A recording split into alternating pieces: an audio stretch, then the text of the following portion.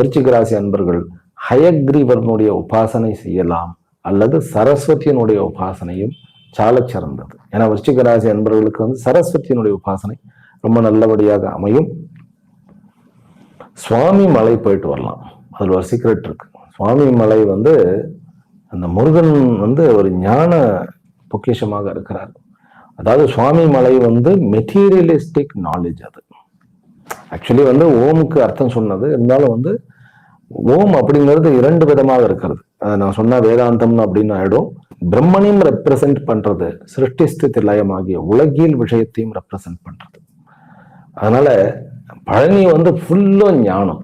அங்கு அவர் ஆண்டியாக நின்று ஒரு ஞான சுரூபமாக இருக்கிறார் அவர். அதனால சுவாமி மலைக்கு போயிட்டு வரலாம்.